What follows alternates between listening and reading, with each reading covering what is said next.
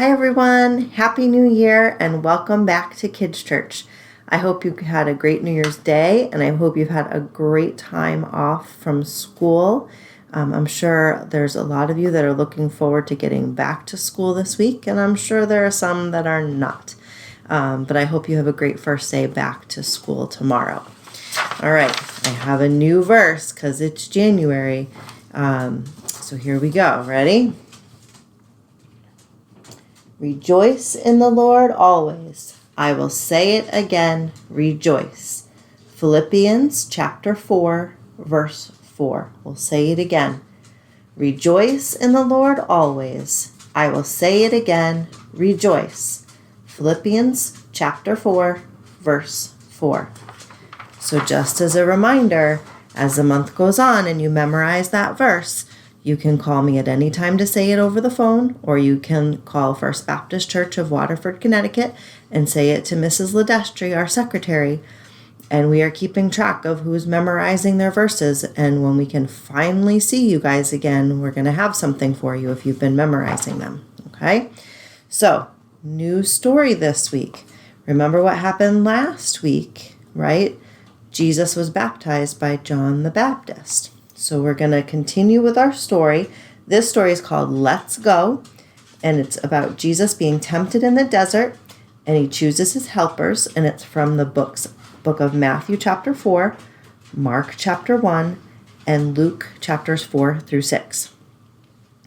After Jesus was baptized, he went straight out into the desert.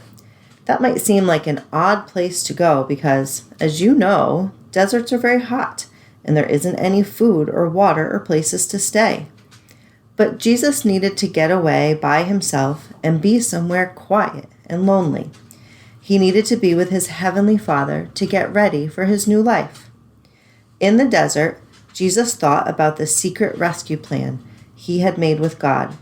Before the foundation of the world, they both knew what would have to happen. To rescue God's children, Jesus would have to die. There was no other way.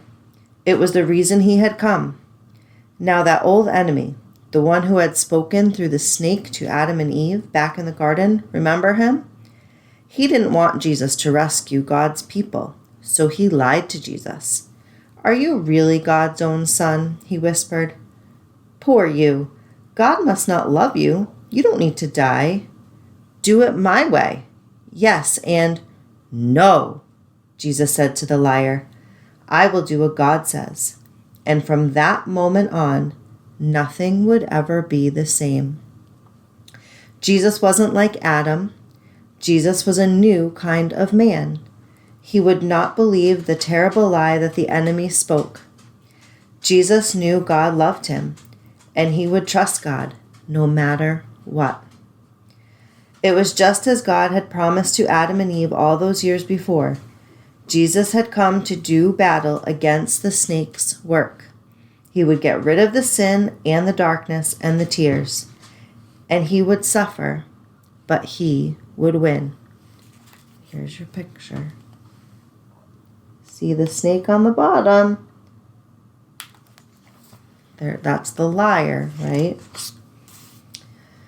Jesus left the desert and set about the great rescue. He was going to get God's people back. But first, he needed to find some helpers and friends. He had a lot to do. He would need some people to help him. Who would make good helpers, do you think? Clever ones? Rich ones? Strong, important ones?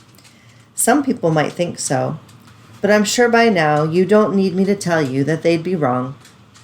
Because the people God uses don't have to know a lot of things or have a lot of things. They just need him. They just have to need him a lot. One day, Jesus was walking by the Sea of Galilee when he saw some brothers and friends mending their nets. They were poor fishermen. Jesus called out to them, "Let's go." So you can see there, okay? This side. There's Jesus. And they're mending their nets, and he's calling out, "Let's go." Peter, Andrew, James, and John looked up at this man on the shore, and they couldn't explain it, Their boats needed to be put away. Their nets needed mending. Fish were still wriggling on the shore. But something about the stranger made them just drop their nets and their fish, leave their boats and everything, and follow him. This God-man was like no one they had ever met. When they looked at Jesus, their hearts filled up with a wonderful forever sort of happiness, and inside it was as if they were running free in an open field. Jesus asked 12 men to be his helpers: Peter, Andrew, James, and John, Matthew, Philip, Bartholomew, Thomas, another James, Simon, Thaddeus, and Judas. Meeting Jesus would change all of them forever. Here's a picture of those fishermen just leaving their nets and their boats and the fish and following Jesus. I hope you like that story. We're going to learn more about those 12 disciples as we keep going on. Those helpers. Do our verse one more time. Rejoice in the Lord always. I will say it again. Rejoice. Philippians chapter 4, verse 4. Have a great week, everyone. I hope to see you soon. Bye.